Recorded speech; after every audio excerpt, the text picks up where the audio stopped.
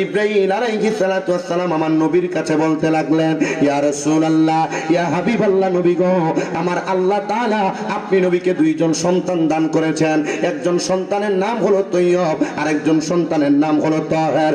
ইয়া রাসূলুল্লাহ, ওগো মায়ের নবী, রাহমাতুল লিল আলামিন নবীজি, আমার আল্লাহ তাআলা আপনি নবীর কাছে এই দুইজন সন্তানকে চায় না। আমার আল্লাহ বলেছে আপনার কলিজার টুকরা দুইটা নাতি প্রদান করেছে।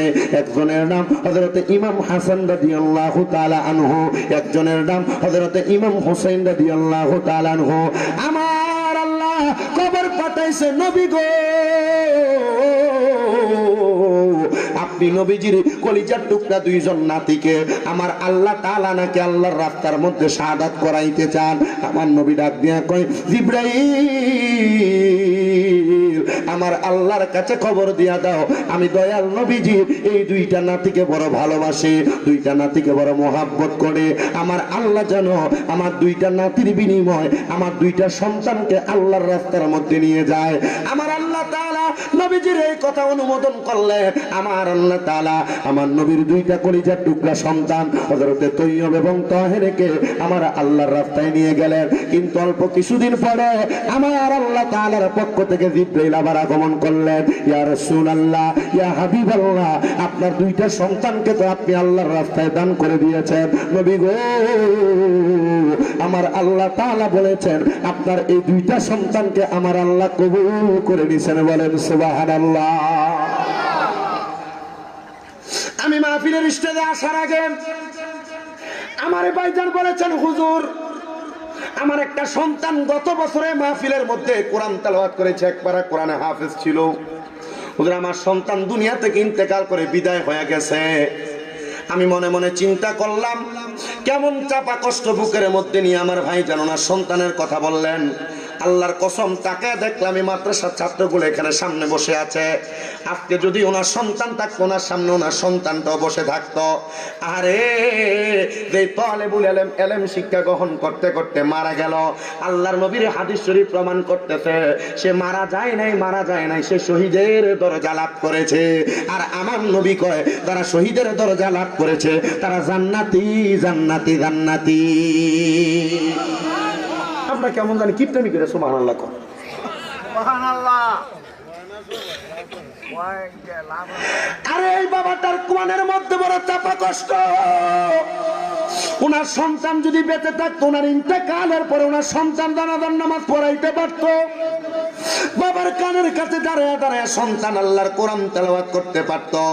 আল্লাহর নবী রাহমাতুল লিল আলামিন নবী আমার বলে, উম্মতেরা, দুনিয়ার জমিনের মধ্যে কোন সন্তান যদি তার মা বাবার জানাজার নামাজ পড়ায়, নামাজের সালাম ফিরানোর আগে আমার আল্লাহ তার মা বাবার জীবনের গুনাহ মাফ করে দেয়। এবার চিন্তা করলাম, এই ভাই সাহেবের মনে কষ্ট থাকবে একদিক থেকে, তবে আরেকটা দিক থেকে তার কোনো কষ্ট থাকবে না। কারণ ওই ময়দানে মাশরে তার যখন হিসাব নিকাশ করা হবে, আমার আল্লাহ তাআলা তাকে মাদ্রাসার ছাত্র বাবা বইলা ডাক দিবে না, আমার আল্লাহ ডাক দিবে, এ শহীদ সন্তানের বাবা, আয় আয় আমার সামনে আয়। এই জন্য তার মনের মধ্যে কোনো কষ্ট থাকতে পারে না। আমার নবী ডাক দিয়ে কইরে, জিবরাইল, সুখবর প্রদান করলা, আমার দুইটা সন্তানকে আমার আল্লাহ কবুল করেছে, কিন্তু এখন আবার কেন তুমি আমার দরবারে দাঁড়িয়ে আছো? জিবরাইল বলে, ইয়া রাসূলুল্লাহ, ইয়া হাবিবাল্লাহ, আপনি নবী খুশি হয়েছেন আমার আল্লাহকে কবুল করেছে? আমার নবী কয়, হ্যাঁ, অবশ্যই খুশি হয়েছে ইয়া রাসূলুল্লাহ, কিন্তু আমার আল্লাহ তাআলা আরেকটা খবর দিয়েছে। আমার আল্লাহ দুইটা সন্তান নেওয়ার পরে খবর জানাইলেন, আপনার এই দুইটা নাতি হযরত ইমাম হাসান, হযরত ইমাম হুসাইন রাদিয়াল্লাহু তাআলা আনহুকে আমার আল্লাহর রাস্তার মধ্যে আপনি দিতে হবে। আমার নবী ডাক দিয়া কয়, জিবরাইল, আমার দুইটা সন্তানকে আমি আমার আল্লাহর কাছে দিয়ে দিয়েছি, কিন্তু আমি কোনো বিনিময় চাই নাই। এ জিবরাইল, কিন্তু আমার দুইটা নাতিকে যে আমার আল্লাহ নিয়ে যাবে, আমি আমার বন্ধু আমার আল্লাহ পাকের কাছে একটা বিনিময় চাই। বলে, কি বিনিময় চান? আবার আমার দয়াল নবী রাহমাতুল লিল আলামিন নবী কয়, আমার দুইটা নাতিকে যে আল্লাহ নিবে, আমার দুইটা নাতিকে দেওয়ার বিনিময় আমার আল্লাহ তাআলা আমাকে কি প্রদান করবে? আমার আল্লাহ ঘোষণা করে দেয়, ও বন্ধু আমার, হাবিব আমার, আমি আপনার কাছে ঘোষণা করে দিলাম, আপনার এই দুইজন নাতিকে আমি আল্লাহর রাস্তার মধ্যে নেওয়ার কারণে আপনার কোটি কোটি গুনাহগার উম্মতকে নাজাত দেওয়া হবে। বলেন সুবহানাল্লাহ। নারে তাকবীর, নারে রিসালাত, নারে গাউসিয়া, আহলে সুন্নাত ওয়াল জামাত। আমার বাবাজিরা, বন্ধুরা, আমার নবী রহমাতুল লিল আলামিন নবীজি, মদিনার কামলিওয়ালা দয়াল নবী রহমাতুল লিল আলামিন নবী ডাক দিয়া কয়, আল্লাহ, আমি নবী তো আমার উম্মতকে চাই। হযরত জিবরাইল আমার নবীকে খবর দেয়, ইয়া রাসূলুল্লাহ, আপনার দুইজন নাতিকে নিয়ে যাওয়া হবে। আমার আল্লাহ তাআলা বলেছেন, এই দুইজন নাতির শাহাদাতের বিনিময় আমার আল্লাহ তাআলা নবীর গুনাহগার উম্মতদেরকে নাজাত দিবে। হে মদিনার বাসীরা, হে আমার নবীর উম্মতের দলেরা, হে আশিক রাসূল ভাই বাবারা, বন্ধুরা, মদিনার নবীর প্রেমিকের দলেরা, আমরা কেন কারবালার মাস আসলে ইমাম হোসেনকে স্মরণ করে, আমরা কেন কারবালার বয়ানের মাধ্যমে মনে শান্তি পাই? মাহফিল কমিটি কেন আমার কারবালার বয়ানের কথা বললেন? কারণ তাদের অন্তরের মধ্যে ইমাম হাসান হোসাইনের মুহাব্বত আছে। বলে মুহাব্বত কেন করো? আল্লাহর হাবিব সাল্লাল্লাহু আলাইহি সাল্লাম বলে, আল হাসান ওয়াল হুসাইন সাইয়্যিদা শাবাবি আহলিল জান্নাহ। হযরত ইমাম হাসান হুসাইন হইল জান্নাতের যুবকের সরদার। এই হাসান হুসাইন নবীজির গুনাহগার উম্মত ছাড়া জান্নাতে প্রবেশ করবে না। এই জন্য আমরা হযরত ইমাম হুসাইনকে ভালোবাসি। কথা বলেন ঠিক না বেঠিক? আরে মা ফাতেমার নয়নে মনি হযরত আলীর জান, মা ফাতেমার নয়নে মনি হযরত আলীর জান, ইমাম হোসেন শহীদ হলো কারবালার ময়দান, ইমাম হোসেন শহীদ হলো কারবালার ময়দান। বলেন মা ফাতেমার নয়নে মনি হযরত আলীর জান, মা ফাতেমার নয়নে মনি হযরত আলীর জান, ইমাম হোসেন শহীদ হলো কারবালার ময়দান, ইমাম হোসেন শহীদ হলো কারবালার ময়দান। দয়ালে নবীর জবানে কারবালার বয়ানে, দয়ালে নবীর জবানে কারবালার বয়ানে, আওলাদে রাসূল শহীদ হবে হাদিসে প্রমাণ, ইমাম হোসেন শহীদ হলো কারবালার ময়দান, ইমাম হোসেন শহীদ হলো কারবালার ময়দান। ঈদের দিনে নতুন পোশাক পরল সকলে, হাসান হোসেন কান্দে নানা পোশাক দাও বলে, দয়াল নবী করল দোয়া, ও গো রাব্বানা, জান্নাত থেকে কুদরতের পোশাক পাঠাও না। লাল সবুজের সেই পোশাকে কারবালার ঈশান, লাল সবুজের সেই পোশাকে কারবালার ঈশান, ইমাম হোসেন শহীদ হলো কারবালার ময়দান, ইমাম হোসেন শহীদ হলো কারবালার ময়দান। লাল রঙের পোশাক হতে মাটি নিল হাতে, সেই মাটির কাহিনী হবে হোসাইনের সাথে, সীমার যখন করবে জবাই নিজের হাতে, মাটি রক্ত মিলবে সেটাই কারবালার সাথে, হোসাইনের শাহাদাত ইলমে গায়েবের প্রমাণ, হোসাইনের শাহাদাত ইলমে গায়েবের প্রমাণ, ইমাম হোসেন শহীদ হলো কারবালার ময়দান, ইমাম হোসেন কারবালার ময়দান। নবীর আওলাদ নূহের কিস্তি নবীজির বয়ান, আবু যর গিফারির হাদিসে প্রমাণ, জীবন দিবে ঈমান পাবে নবীজির পথে, জান্নাতে তোর জায়গা হবে হুসাইনের সাথে। সুন্নি জনতা গ্রহণ কর হুসাইনের আহ্বান, সুন্নি জনতা গ্রহণ কর নবীজির আহ্বান, ইমাম হোসেন শহীদ হলো কারবালার ময়দান, ইমাম হোসেন শহীদ হলো কারবালার ময়দান। বলো মা ফাতেমার নয়ন মনি হযরত আলীর জান, মা ফাতেমার নয়ন মনি হযরত আলীর জান, ইমাম হোসেন শহীদ হলো কারবালার ময়দান। একটা জবানও বন্ধ রাখবেন না, জবান খুলে উচ্চ কণ্ঠে পড়েন ইয়া হুসাইন। জিব্রাইল শুধু আমার নবীকে খবর দেয় না রে, জিব্রাইল ডাক দিয়া কয় ইয়া রাসূলুল্লাহ, ইয়া হাবিবাল্লাহ, নবী গো, ও মায়ার নবীজি, আমার আল্লাহ তাআলা খবর দিছে আপনার এই দুইটা নাতিরে এমনে এমনে নিয়ে যাবে না। মানুষ তো ঘুমের মধ্যে মারা যায়, মানুষকে তো আমার আল্লাহ অ্যাক্সিডেন্ট করে নিয়ে যায়। আপনার দুইটা নাতিরে এমন ভাবে আমার আল্লাহ নিবে গো, যেই নেওয়ার কারণে আপনার গুনাহগার উম্মতকে মাফ দেওয়া হবে। আমার নবী ডাক দিয়া কয় জিবরাইল, ও জিবরাইল রে, আমার আল্লাহ তাআলা আমার নাতিদেরকে কেমন করে নিয়ে যাবে? হযরত জিবরাইল কয় ইয়া রাসূলুল্লাহ, আপনার নাতি বড় নাতি হযরত ইমাম হাসান রাদিয়াল্লাহু তাআলা আনহু, হযরত হাসান রাদিয়াল্লাহু তাআলা আনহু রে কারবালার ময়দানের মধ্যে যাওয়ার আগে ওই কুফা নগরীতে এমন কিছু দাড়িওয়ালা, টুপিওয়ালা, পাগড়িওয়ালা, পাঞ্জাবিওয়ালা তারারে বিষপান করাইব। আল্লাহর কসম ওই বিষক্রিয়া হাসান রাদিয়াল্লাহু তাআলা আনহু মারা যাইব। আমার নবী ডাক দিয়া কয় কি রে জিবরাইল, আমার আল্লাহ কি আমি নবীরে এই কষ্টগুলা দিবে? জিবরাইল কয় ইয়া রাসূলুল্লাহ, এটা কোনো কষ্ট না গো নবীজি, এটা আপনার গুনাহগার উম্মতরে জান্নাত দেওয়ার একটা মাধ্যম। জোরে কোন সুবহানাল্লাহ। আমার নবী কয় জিবরাইল রে, ও জিবরাইল, আমার আল্লাহ আমার হুসাইনকে কেমনে শাহাদাত করব? আমার দয়াল নবীরে জিবরাইল ডাক দিয়া কয় ইয়া রাসূলুল্লাহ, আপনার হুসাইনকে ওই কারবালার ময়দানের মধ্যে কিছু দুষ্ট ইয়াজিদ বাহিনী তার গলা মুবারকের মধ্যে ছুরি চালাইয়া দিব। নবী গো, আপনি দয়াল নবী তখন দুনিয়াতে থাকবেন না, আপনি নবী রওজায়ে মদিনার মধ্যে শুয়া থাকবেন। আমার দয়াল নবী টপ টপ করে চোখের পানি ছেড়ে দিছে।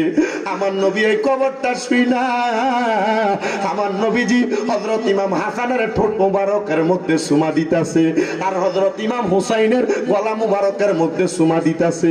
আমার নবী ওই সময় মসজিদে নববীর বারান্দার মধ্যে ছিল রে। এমন টাইমে মা ফাতেমা মসজিদে নববীর বারান্দার সামনে দিয়া যায়। মা ফাতেমা দূর থেকে তাকায় দেখে নানা নাতির মোহাব্বত। আমার নবীজি ওনার নাতি দুইজনকে কেমন জানি গলার মধ্যে আর ঠোঁটের মধ্যে চুম্বন করে। মা ফাতেমা ডাক দিয়া কয় জগৎবাসী, আমার নবীজি আমার আব্বাজান কোন কাজ করলে কাজটা আল্লাহর আদেশ ছাড়া করে না। আমি দৌড়ে গেলাম, কারণ আমি মা তো আমার সন্তানদেরকে ভালোবাসি। আমি দেখলাম আমার আব্বা আমার দুইটা ছেলেরে দুই রকম ভাবে আদর করে। একজনের ঠোঁটের মধ্যে চুমা দেয়, আরেকজনের গলার মধ্যে চুমা দেয়। আমি আমার আব্বার কাছে দেয়া ডাক দিয়া কইলাম, আব্বা ও আপনার তো দুইটা নাতি? বলে হ্যাঁ। বলে আপনি তো দুইজনের দুনোভাবে মোহাব্বত করেন? বলে হ্যাঁ। ও আব্বা, তাহলে আপনি কেন আমার বড় ছেলে হাসান রে ঠোঁটের মধ্যে চুমা দেন, আমার ছোট ছেলে ইমাম হোসেন রে আপনি গলার মধ্যে চুমা দেন? আমার নবী একটা ডাক দিয়া কয়, ফাতেমা, আমি এই জন্য চুমা দেই রে, আমার আল্লাহ খবর দিছে আমার হাসান রে নাকি ওই কুবা প্রান্তরের মধ্যে বিষপান করে মারব, আমার হোসেন রে নাকি ইয়াজিদের দলেরা গলার মধ্যে ছুরি চালায়া মারব। আমি দয়াল নবী মায়া কইরা কইরা চুমা দে।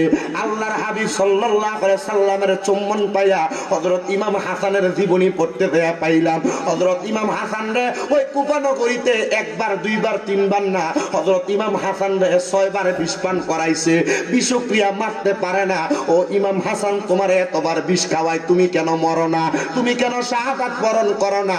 হযরত ইমাম হাসান ডাক দিয়া কয়, আরে আমি কেমনে শাহাদাত বরণ করতাম? যে ঠোঁট দিয়ে আমি বিষটা পান করি, এই ঠোঁটের মধ্যে তো আল্লাহ তাআলা রাহমাতুল লিল আলামিন নবী সুমা দিছে। এই ঠোঁটের মধ্যে বিষ বললে বিষটা মধু হইয়া যায়। জবান কইরা জোরে জোরে কোন সুবহানাল্লাহ।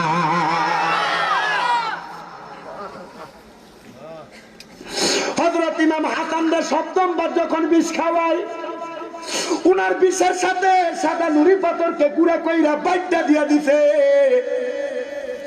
কিতাব পড়তে যা পাইলাম, ইমাম হাসানের শাহাদাতের সময় ইমাম হাসান বিষক্রিয়ায় মারা যায় নাই, ওই পাথরের গুঁড়া শরবতের সাথে খাওয়ায়া দেওয়ার কারণে ইমাম হাসান রাদিয়াল্লাহু তাআলা আনহু কারবালায় শাহাদাত, কুফা নগরের মধ্যে শাহাদাত হইছে।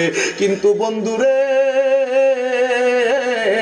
ইমাম হাসান যখন বিষক্রিয়া বিষটা পান করার পরে ওনার যখন এই বুকটার মধ্যে পাথরের নুড়ি পাথরের গুড়া গেল, ইমাম হাসান কারবালার ময়দানে কুফা নগরের মধ্যে পড়ে গেছে। কুফা নগরীর মাঠের মধ্যে যখন পড়ে যায়, আমরা যখন হঠাৎ করে উষ্টা খেয়া ব্যথা পাই মাগ্য কয়ে চিল্লানি দেয়, আমরা যখন ব্যথা পাই আমরা আল্লাহ গো কয়ে চিল্লানি দেয়। কিন্তু হযরত ইমাম হাসান উনি নানা গো কয়ে একটা চিল্লানি মারছে।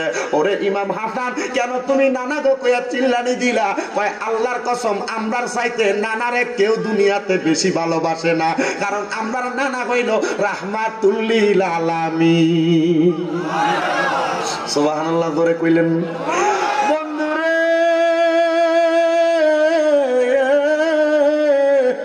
ইমাম হাসান যখন নানা গো কয়ে চিল্লানি মারছে, এই চকের হাতি এই ক্ষেতের মধ্যে বন্ধের মধ্যে কেউ নানা গো কইয়া চিল্লানি মারলো।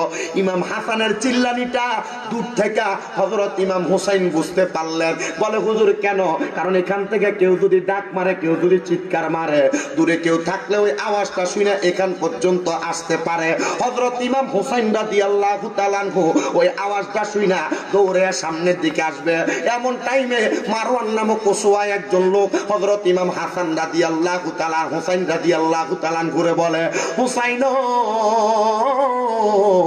কোথায় চুইলা দাও? হযরত ইমাম হুসাইন ডাক দিয়া কয়, আমার ভাই নানা গো কয়ে চিল্লানি মারছে রে, আমার বাইরে আমি দেখার জন্য চলে যাই। হযরত ইমাম হুসাইন রাদিয়াল্লাহু তাআলা ইমাম হাসানের সামনে যখন আসছে, আয়েশা জিজ্ঞাসা করে, ভাইজান আপনার তার আগে আরো 6 বার বিষপান করানো হয়েছে, এখনো কি আপনাকে বিষপান করানো হয়েছে?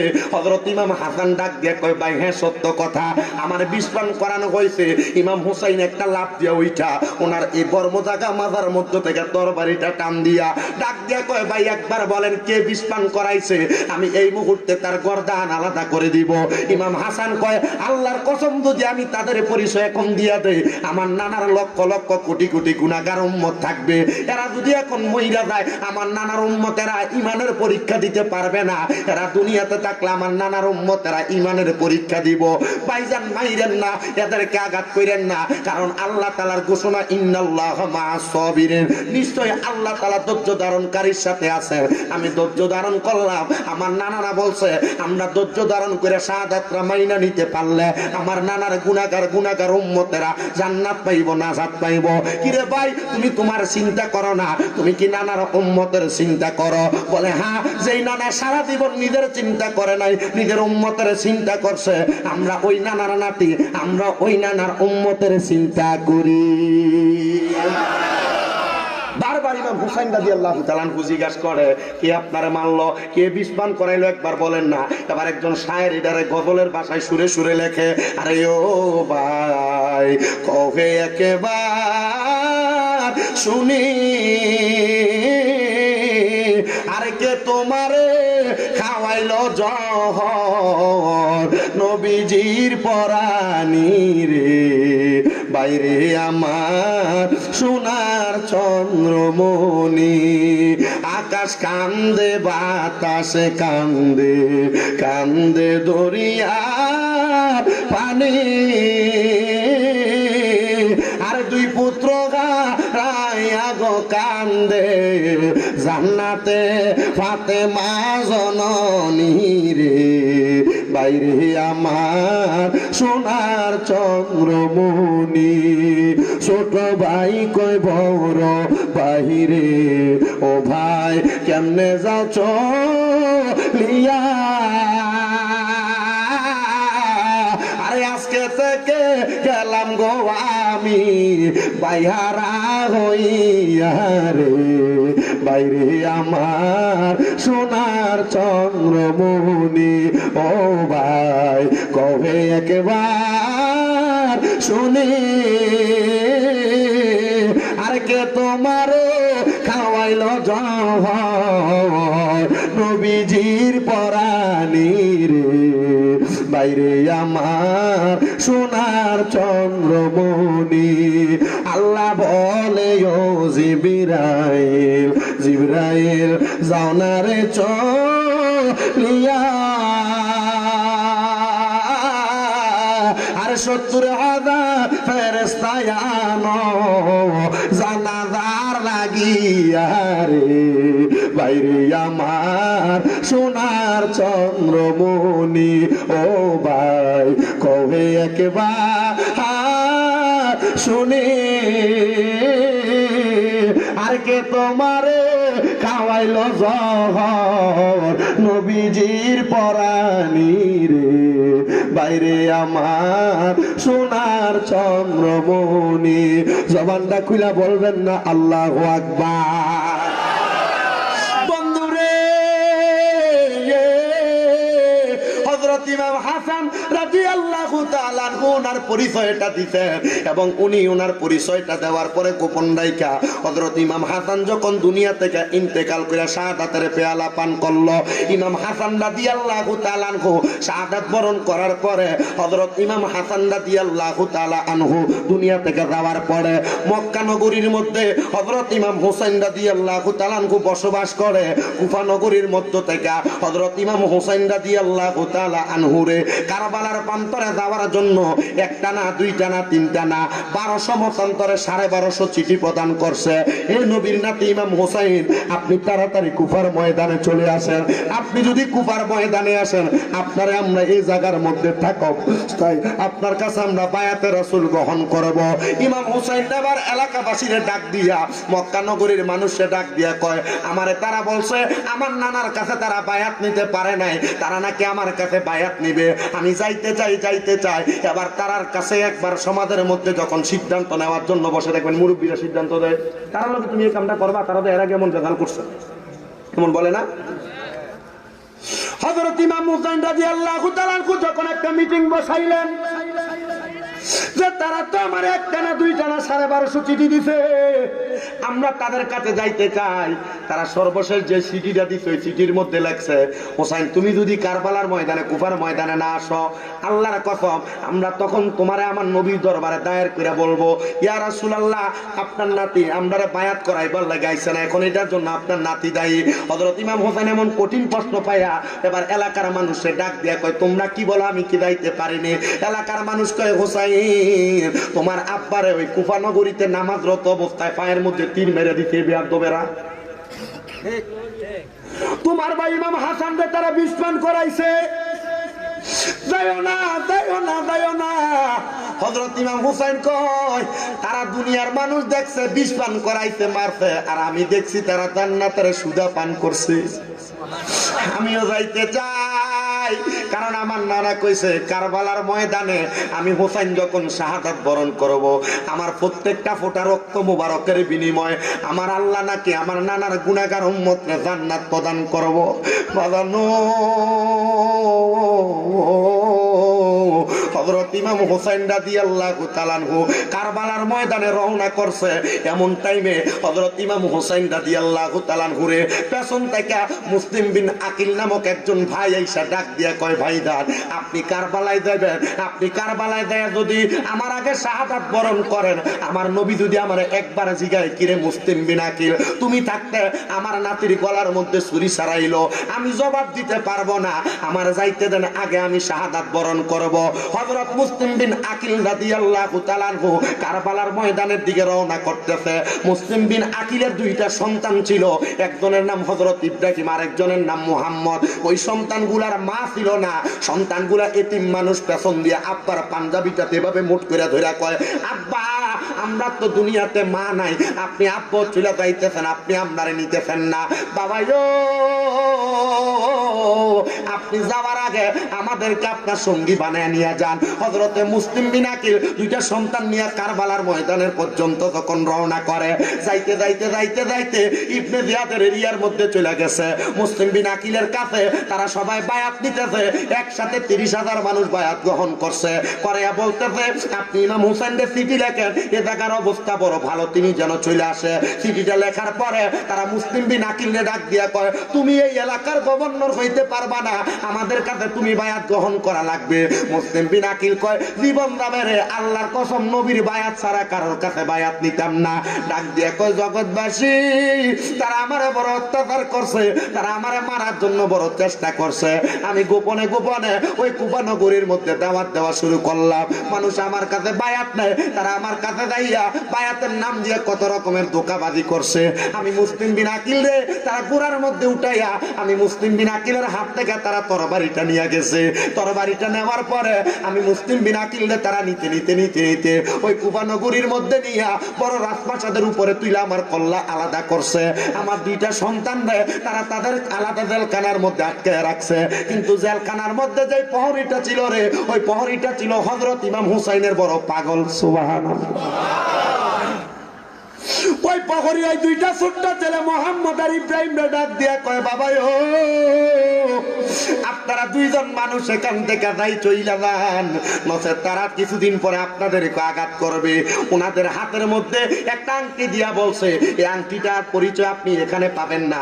এখান থেকে অনেক দূর যাওয়ার পরে আজকে সন্ধ্যা রাতের পরে ফজরের নামাজের আগ পর্যন্ত একটা সময় একটা কাফেল এখান থেকে মদিনার উদ্দেশ্যে রওনা করবে। ওইখানের উদ্দেশ্যে যাইয়া আপনি হোসেনকে বলবেন যেন কারবালার ময়দানে না আসে। ছোট ছোট দুইটা বাচ্চা যাইতে যাইতে যাইতে যাইতে মন গুলে তো অনেক জায়গার মধ্যে ঘুরে, এখান দিয়ে গেলে আবার এই জায়গায় এসে হাজির হয়, চকের হাটে দিয়ে গেলে পশ্চিম পাড়া দিয়ে আবার এসে এখানে হাজির হয়। ছোট মানুষ তারা বোঝে না, তারা এবার কান্না করতে করতে পথ হারাইয়া ওই আরবের মরুভূমির অঞ্চলের মধ্যে কুফানগরীর ছোট্ট একটা গাছের নিচে কূপের কিনারে তারা বৈশা রয়েছে। এমন টাইমে ওই জায়গার মধ্যে একজন কাজের মহিলা আইসা পানি তোলার জন্য যখন দেখলেন ফুটফুটে সুন্দর দুইটা বাচ্চা কেমন জানি দেখা যাচ্ছে, ওনাদেরকে নিয়ে আহলে বায়াতের প্রেমী একজন মহিলা, যে মহিলার কাজের লোক, ওই মহিলা ওনার কাছে নিয়ে কয়, ও মা আমি তো আপনার কর্ম করি, আপনি তো আহলে বায়াতের বড় পাগল। আমার মা বোনেরা তোমরা আহলে বায়াতরে ভালোবাসবা, নবীর বংশরে ভালোবাসবা, এরারে ভালোবাসা নামাজ পড়লে দোয়া তাড়াতাড়ি কবুল হইব। মা ফাতেমারে ভালোবাসবা, হযরত আলীরে ভালোবাসবা, ইমাম হাসান রে ভালোবাসবা, ইমাম হুসাইন রে ভালোবাসবা, নবীরে ভালোবাসবা, নামাজ পড়বা তাড়াতাড়ি কবুল হবে। কারণ আহলে বায়াত হলো আমাদের নাজাতের তরি, জান্নাতে যাওয়ার রাস্তা। হযরত ইমাম মুহাম্মদ এবং ইব্রাহিম রে নিয়া ওই মহিলার কাছে দেওয়ার পরে ওই মহিলা ডাক দিয়া কয়, এরা তো এত সুন্দর আহলে বায়াতের সদস্য, কিন্তু আমার যে জামাই আছে ওই জামাই তো আহলে বায়াতরে ভালোবাসে না, মুহাব্বত করে না। ছোট দুইটা বাচ্চারে খাওয়াইয়া আলাদা ঘরের মধ্যে রাইখা দিতে ওই মহিলার স্বামী যখন বাড়িতে আসলে এমন দিক দিয়া ইবনে জিয়াদের লোকেরা খবর দিয়া দিছে, ওই ইবনে জিয়াদের লোকেরা খবর দিয়া দিছে মুসলিম বিন আকিলে দুইটা সন্তান যে আমার কাছে আইনা দিতে পারবে এই ব্যক্তির 100টা ওট উপহার দেওয়া হবে। ওই মহিলার স্বামীটা লুবি হওয়ার কারণে মুসলিম বিন আকিলে দুইটা সন্তানরে খুঁজতেছে। উনি বাড়িতে আসার পরে ঘরের মধ্যে খাবার খাইতে বইসা লক্ষ্য করে শুনতেছেন একটা আওয়াজ আসতেছে, গুনগুন গুনগুন কইরা। লক্ষ্য করে দেখতেছে ওনার ঘরের পাশে ছোট দুইটা বাচ্চা কান্না করে, বলে এই দুইটারও তো আমি খুঁজতেছি, এই দুইটাই তো আমার ঘরের মধ্যে আছে। বন্ধুরে ও নবীর উম্মতের দলেরা, এবার ছোট দুইটা বাচ্চা আহলে বায়াতের সদস্যদেরকে লইয়া যাইতেছে। যাওয়ার টাইমে মহিলাটা ওই ব্যক্তিটার পায়ের মধ্যে ধরে কয়, স্বামী গো বিবাহ হওয়ার পরে আপনার কাছে কিছু চাইছি না, এই দুইটা বাচ্চারা আপনি নিয়েন না, 100টা ওটার লোভে পরে আপনি নিতেছেন, আল্লাহর কাছে জবাব দিতে পারবেন না। ওই মহিলার গলার মধ্যে তরবারি চালে শাহাদাত করে দিছে। ওই মহিলার বড় সন্তান দেয়া বাপের পায়ের মধ্যে ধরে কয়, আব্বা এই দুইজনরে ভালোবাসার মোহাব্বত করে, এই দুইজনরে ভালোবাসলে মোহাব্বত করলে আমার আল্লাহ আপনার উত্তম জাদা প্রদান করবো। আব্বা ও নিয়েন না, বড় ফুতের গদ্দানটা আলাদা করে দিছে। ওই ব্যক্তি চিন্তা করলো জাহেল মানুষ, কাযযাব মানুষ, ওই ব্যক্তি চিন্তা করলো জীবিত যদি নিয়ে যাওয়া হয় ইবনে জিয়াদের কাছে, ইবনে জিয়াদ আমার এই লোকগুলারে, এই দুইটা বাচ্চারে এলাকার ডাকাতের দলের আমার কাছ থেকে চিনিয়া নিয়ে পুরস্কার নিয়ে নিবে। দুইটা বাচ্চার গর্দান আলাদা করে দিছে। ইবনে জিয়াদের কাছে যখন গর্দান গুলা নিয়ে গেছে, ইবনে জিয়াদ ডাক দিয়া কয়, কেমন বেইমানি করেন দেখেন, বলে তুমি তো আমার কাছে করলাম তো জীবিত আনো নাই, তাহলে তোমার পুরস্কারও দেওয়া হবে না।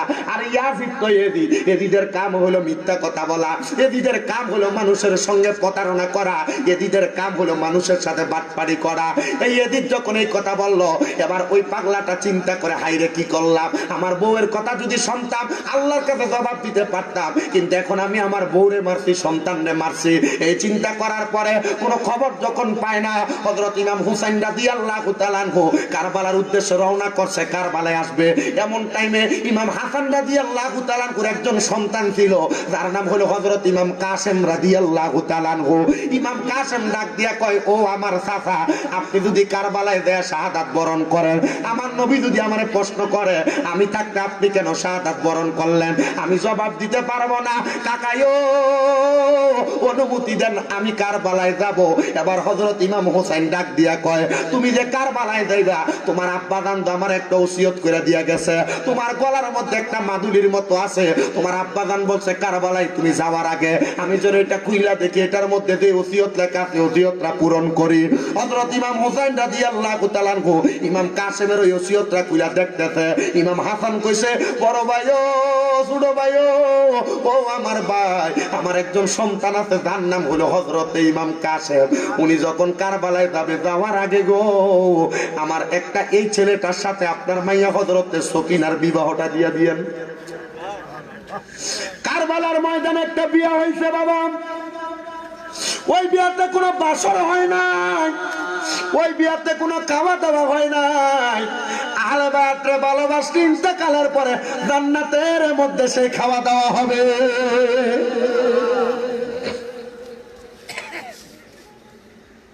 হযরত ইমাম কাসেম আর হযরত সকিনার বিবাহ হয়ে গেছে। ইমাম কাসেম সকিনার কাছে ডাক দিয়া কয়, সকিনা বিদায় দাও, বিদায় দাও, আমি তোমার বিবাহ করার পরে স্বামী হিসেবে যতগুলা হক আদায় করা পারি নাই, তবে তুমি আমার প্রতি কোনো দাবি রাখবা না। সকিনা ডাক দিয়া কয়, স্বামী ইমাম কাসেম, কারবালার ময়দানের মধ্যে যাইয়া আপনি যদি শাহাদাত বরণ করেন গো, আমি স্ত্রী হিসাবে আপনি ওই হাসরের ময়দানে স্বীকার করবেন আমি একজন শহীদের স্ত্রী, শহীদের স্ত্রী। মহিলা মা বোনেরা, তোমার কদমে আমি হাত দিলাম, আমি তোমরা সন্তানের মতো। স্বামীর কাছে দামি কোনো জিনিস চাইও না, দামি কোনো সেন চাইও না, দামি কোনো গয়না চাইও না। স্বামীরে বলবা, হে আমার স্বামী, আপনার কাছে আমি টাকা পয়সা সম্পদ কিছু চাই না। স্বামী গো, আপনি 5 ওয়াক্ত নামাজ আদায় করেন, আপনি নামাজ পড়ার পরে নাজাত পাইলে আমি বউরে লই আপনি জান্নাতে যাইবেন। বর্তমানের বউরা এগুলা জামাইরে কয় না। আল্লাহর কসম, বউরা যদি চাইতো জামাইরারে জান্নাতি বানাইতে পারতো, বউরা যদি চাইতো জামাইরারে নামাজি বানাইতে পারতো, বউরা যদি চাইতো জামাইরারে হালাল খাওয়াইনা বানাইতে পারতো। হালাল খাওয়াইনা বানাইবো দূরের কথা, জামাই কামাই করে আইনা দেয় আর বউ এখন সুদে টাকা লাগায়। বউ জামাইরে নামাজি বানাইবো দূরের কথা, বউ নিজেও নামাজ পড়ে না, জামাইরে লইয়া ফজরে শুয়ে থাকে। আমি আমার মাদের কাছে বলবো, মা গো মা, যদি জান্নাতে যাইতে চাও নিজেও ভালো হও, স্বামীরও ভালো বানাও। কিন্তু বর্তমানের মহিলাদের কথা, 98% মহিলা স্বামীর কাছে এই নামাজ চায় না, 98% মহিলা স্বামীর কাছে হালাল চায় না। এ মহিলা, তোমার জামাইদের তোমারে কামাই করে আইনা খাওয়ায়, কোনোদিন জিগাই করি টাকাটা হালাল না হারাম?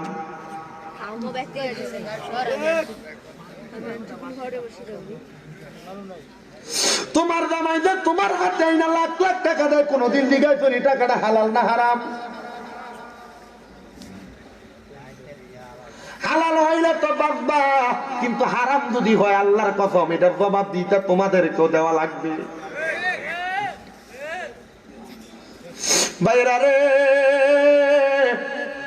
সুদে টাকা লাগে, পরের হক মাইরা মানুষ ওজনে কম দিয়া গোশের টাকা খাইয়া, আল্লাহর কসম যদি আপনি টাকার হক আপনার সন্তানরে খাওয়ান, একদিন জিগাইয়ান সন্তানরে একটা আমল দিয়ে আমার উপকার করবানি, দেখবেন করবো না।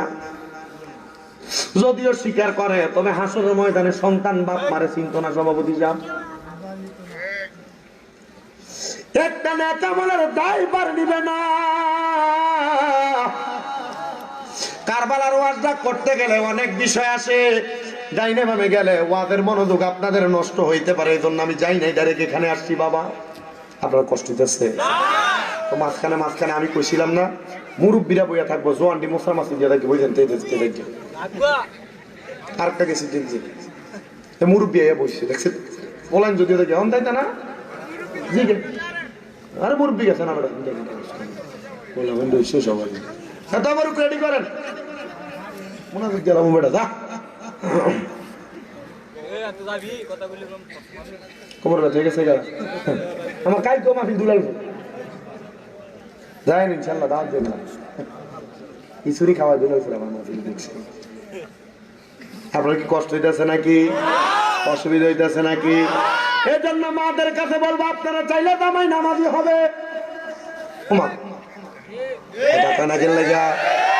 আপনারা চাইলে আপনাদের জামাই ভালো হবে, ইমানদার হবে।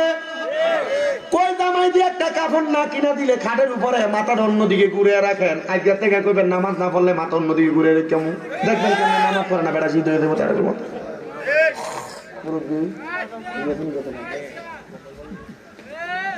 বয়স অনুযায়ী বেশি করো যদি একটু মান্য নিয়েন, মা বোনেরা মনোযোগ দিয়ে নেওয়ার জন্য আইয়ে দিকে।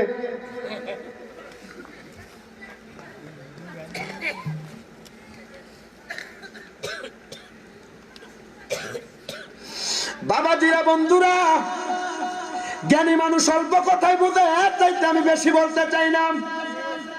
হযরতে সকিনা বলে, স্বামী আপনি আমারে শহীদের বউ হিসেবে গ্রহণ করে নিলে আমি খুশি। সুবহানাল্লাহ কইলেন না? আরে ওনার যে সন্তান মারা গেছে, ওনারা তো সন্তানের নাম ইয়ামিন, ইয়ামিনের বাপকে ডাক দিত না, ডাক দিব ও শহীদের বাবা। ইউ বলে কেন শহীদের বাপ কেন কইব? কারণ ওনার সন্তানটা কোরআন শরীফ পড়তে পড়তে মারা গেছে, কোরআনের ছাত্র অবস্থায় মারা গেছে, এটা শহীদের মর্যাদা, তলেবুল ইলম ছিল। বন্ধু ও নবীর উম্মতের দল, মাঝে মাঝে আমি আমার মাদ্রাসার পোলা পান্ডারি দিগাই, কিরে আব্বা মাদ্রাসায় ফরজ কি লাগে বলো, কুদুর মা বাপের জানাজা পড়ামু। আমি অনেক মা বাপরে দিগাই, আপনারা কি লেগে পোলা পান্ডে মাদ্রাসায় পড়ান? এরা কয় হুজুর আপনার অনেক ওয়াজে শুনছি সন্তান জানাজার নামাজ পড়াইলে মা বাপের কবর আযাব মাফ হইয়া যায়, এর লেগে পড়াই। সুবহানাল্লাহ কইলেন না বাবা? আপনারা দোয়ার বরকতে আমি ছোট মানুষ, আল্লাহর দোহাই, এই ছোট মানুষের কুমিল্লা শহরে এখনো 6টা মাদ্রাসা চলে, এর মধ্যে 2টা মহিলা মাদ্রাসা। আপনার দোয়া করলে ভবিষ্যতে আরো হবে। মারহাবা কইলেন না বাবা? শ্রীমঙ্গলের এক মহিলা আমারে বলছে, বাবা তোমার মতো আমার একটা ছেলে ছিল, হারায় গেছে। আমি অনেকদিন পর্যন্ত মহিলারে পাত্তা দিই নাই। কিছুদিন আগে তার বাড়ির মধ্যে গেলাম, মাহফিল শেষ করার পরে ওই মহিলা কান্না করছে।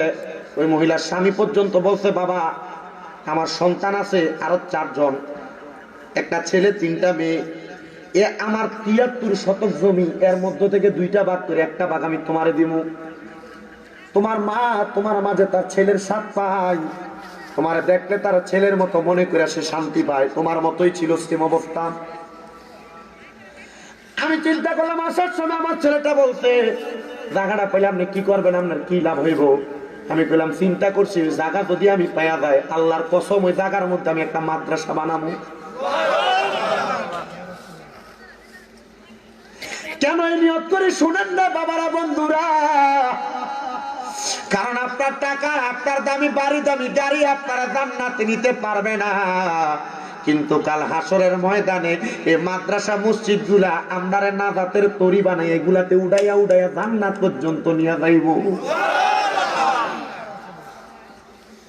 ওই মসজিদ গুলা আপনারা আর আমরা সামনে এমনি পড়ে থাকে। মসজিদের জন্য কেউ কোনো কিছু চাইলে পায় না। আমি চিন্তা করি, মানুষের টাকা আছে, পয়সা আছে, সম্পদ আছে, মানুষ কেন দেয় না? মানুষ কি জানে না তাকিও হাবিবুল্লাহ, দানকারীরা আল্লাহর বন্ধু? আবার চিন্তা করি, হ্যাঁ মানুষ জানে কিন্তু দিতে চায় না, এরা বখিল। আমার আল্লাহর নবী কয়, যারা বখিল তারা আমার আল্লাহর দুশমন। কার দুশমন? যারা টাকা পয়সা খরচ করতে চায় না, কার দুশমন? বখিলামি করে। ওয়াদের ধারাবাহিকতা রক্ষা করি রে বাবারা। ইমাম কাসেম কারবালার ময়দানে যুদ্ধ করতে গেছে, যে ঘোড়ার পিঠে উইটা যুদ্ধ করতে গেছে ওই ঘোড়াটা ইমাম হাসানের ঘোড়া। ওই ঘোড়ার মধ্যে চৈরা যখন যুদ্ধ করতে যায় ইমাম শাহ কাসেমের শাহাদাতের কথা বলি রে বাবারা। ইমাম কাসেম রাদিয়াল্লাহু তাআলা আনহু কারবালায় যাওয়ার পর ইমাম কাসেমরে কতল কইরা ইমাম কাসেমের দেহটা ঘোড়ার পিঠে পাতাইয়া কইরা দিয়া ইমাম কাসেমের বুক বরাবর তীর লাগাইয়া ঘোড়ার পিঠে কইরা ওই ঘোড়াটারে ইমাম কাসেমের আহলে বায়াতের কাছে পাঠাইছে। আল্লাহকে মারলো রে মায়ার রতনে রতন, কে কারিয়া নীল মায়ের বুকের জাদু ধন। আল্লাহকে মারলো রে, আল্লাহকে মারলো রে মায়ের যতনে রতন, কে কারিয়া নীল মায়ের বুকের জাদু ধন। আল্লাহকে আমরা কি কইতে কষ্ট হইতেছে? আহলে বায়াতের শান হয়তো আজকে এই আহলে বায়াতের শানে দুই একটা নাত পড়ার কারণে আমাদেরকে আল্লাহ জান্নাতে দিতে পারে। কথা কোন না কেন?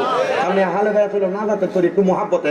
আল্লাহকে মারলো রে মায়ের যতনের রতন, কে কারিয়া নীল মায়ের বুকের জাদু ধন। আল্লাহকে মারলো রে, আল্লাহকে মারলো মায়ের যতনের রতন, কে কারিয়া নীল মায়ের বুকের জাদু ধন। আল্লাহকে মারলো রে, আল্লাহ কাসেমের লাশ ঘোড়ার পিষ্টেতে চড়িয়া আপন স্বজনের কাছে পৌঁছিল আসিয়া। তারে মাইরা আন্ধারে করলো, তারে মাইরা আন্ধারে করলো মদিনার ভুবন। আল্লাহকে মারলো রে, আল্লাহকে মারলো রে মায়ের যতনের রতন, কে কারিয়া নীল মায়ের বুকের জাদু ধন। আল্লাহকে মারলো রে, আল্লাহ কাসেমের লাশ স্বজন যখন দেখিল আসমানে ভাঙ্গা যেন তাদের মাথাতে পড়ল।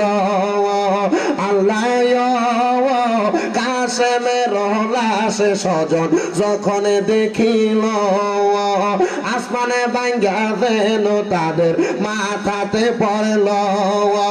ঘরে বাইরে লাগল আগুন, ঘরে বাইরে কোনে কাসেমের লাগিয়া আল্লাহকে মারলো রে, আল্লাহকে মারলো রে মায়ের যতনের রতন, কে কারিয়া নীল মায়ের বুকের জাদু ধন। আল্লাহকে মারলো রে। ও বন্ধু রে, ও নবীর উম্মতের দলেরা, হযরত ইমাম কাসেম যখন কারবালার ময়দানের মধ্যে শাহাদাত হয়ে গেল, ইমাম হুসাইন কারবালার ময়দানে যাবে ওই রাত্রটা হইল 9 মুহররমের রাত্র। কারবালার ময়দানে যাওয়ার আগে ইমাম হুসাইন ওনার কলিজার টুকরা স্ত্রী হযরত সারা বানুর কাছে আইসা উনি ওনার রান রান মুবারকের উপরে ইমাম হুসাইনের মাথাটা রাইখা যখন শুইলেন, শুইয়া শুইয়া কোরআন তেলাওয়াত করে। আল্লাহর নবীর এটা একটা সুন্নত যে স্ত্রীর উরুর মধ্যে রানের মধ্যে মাথা রাইখা কোরআন তেলাওয়াত করা নবীর সুন্নত। মুসলমান এটা কোরআন তেলাওয়াত করবা দূরের কথা, রাতে কোন রকম কাম কাজ করে আইসা তুমি তোমার মতো ঘুমাও, বউয়ের মতো ঘুমায়, তুমি মনে করছো তোমার বউ তোমার কাছে 10 বছর 15 বছরের পুরান হয়ে গেছে। না রে না, মাঝে মাঝে স্ত্রীর সঙ্গে তুমি সদাচরণ করবা, স্ত্রীর সঙ্গে ভালো ব্যবহার করবা, নবীর সুন্নত মোতাবেক মাঝে মাঝে বউয়ের সঙ্গে কৌতুক করবা, বউয়ের সঙ্গে ভালো ভালো কথা বলবা, বউকে হাসি খুশিতে রাখার চেষ্টা করবা। কারণ আল্লাহর নবী কয় স্বামীর মুখের মিষ্টি একটা কথা শুই না কোন স্ত্রী যদি তার দাঁতগুলা বাহির করে হাসি দেয়, তার স্বামী যদি তার যতগুলা দাঁত দেখবে আল্লাহর কসম ওই দাঁতগুলার কারণে এই দাঁতের ভাগ দিয়া আমার আল্লাহর রহমত পয়দা হবে। আরে এখনকার বেরিয়ে জামাই কাম কাজ করে বাড়িতে আইবো, বাড়িতে আনার আগে হাজ্যে থাকবো দূরের কথা, জামাই বাড়িতে আইলে বাড়িতে বউর কাছে গেলে দেখে গায়ের ভিতরে মাছের গন্ধ, তরকারি করছে যে রাঁধছে যে এরা আমরা কাছে গন্ধ করে। ঠিক তো তোমার জামাইরে তুমি এভাবে তোমার সুন্দর করে সাজিয়ে না দেখানোর কারণে জামাই গড়াইলে তোমার কাছে শান্তি পায় না, বিদায় জামাই বাইরে গেল নেতের বেডিতের দিকে।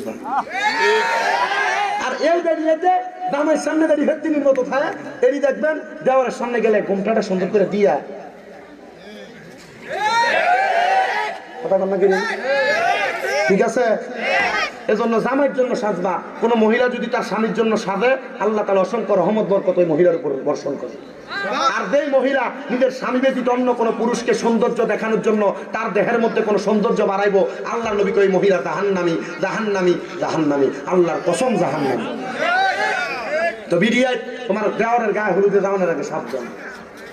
বিডিআই তুমি রাস্তার ভিতরে যাওয়ানোর আগে, ওয়াই ব্রিজের উপরে ফুচকা খাইতে যাওয়ানোর আগে সাবধান, যে তোমার চেহারা বারো বেটারে দেখাইবা আর তুমি মহিলা জাহান্নামে যাইবা। কথা বলেন না কেন? ঠিক না বেশি? গঙ্গানগর আনে মহিলাদের খাদ্যদের কথা বলে ওয়াজ করে দিয়ে গেছিলাম, চিন্তা করছি দাওয়াত খাইতাম না, তখন দিয়ে দাওয়াত খাইয়া রয়েছি।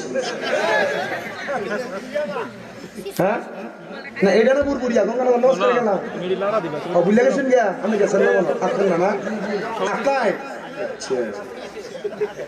আর ভাই তো না গঙ্গানগর বাসী মুখ মুচ্ছে গেছি।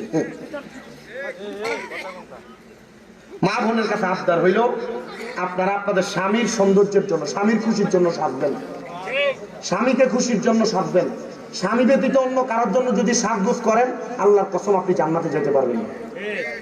কথা কন না কেন?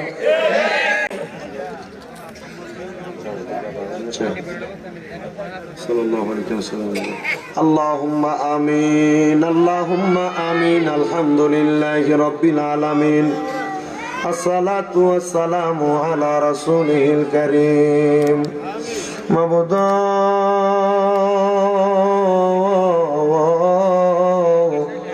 ও দয়াল আল্লাহ, একটু রহমতের নজর কইরা তাকিয়ে দেখেন গো আল্লাহ।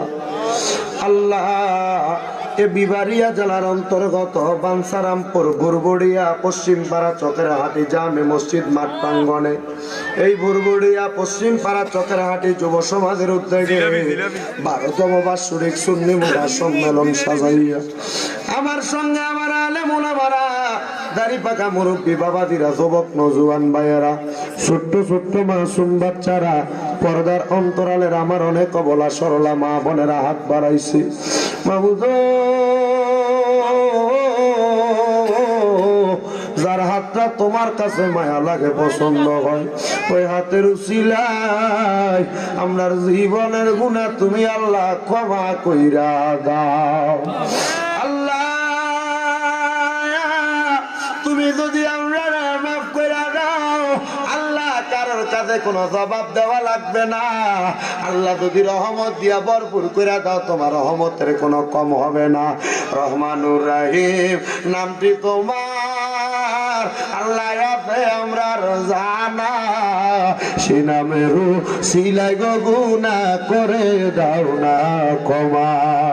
আল্লাহ আজকে বুড়বুড়িয়ার মাহফিলের মধ্যে কে জানি হাত বাড়াইছে, কার জানি জগতের মধ্যে আব্বা নাই, যে বাবা রিক্সা চালাইয়া মাটি খাইটা মাথার গাম পায়ে পালাইয়া পরের বাড়িতে বদলার কাজ কইরা সন্তানরে মানুষের মতো মানুষ করার জন্য আব্বা জান এত কষ্ট করছে। যাদের এমন আব্বা জান অন্ধকার কবরে, আব্বার কবর তুমি আল্লাহ জান্নাতের বাগান বানাইয়া দাও। মরিয়া গিয়াছে আল্লাহ, আল্লাহ যারার মা বাপ মাফ করিয়া দেও না গো আল্লাহ কবরে রাজা। দয়াল রে ও দয়াল ফরিয়াদ তোমার দরবারে, আজকের জান্নাতের বাগানে কে জানি হাত বাড়ায়, কার জানি মাও নাই বাবাও নাই জনমের ও দয়াল, ওই সন্তান মা খারা বাবা খারা হইয়া কত জানি মা বাবার জন্য কান্দে। আল্লাহ তাদের আম্মাই আব্বার কবর নাজাতের ফয়সালা করো।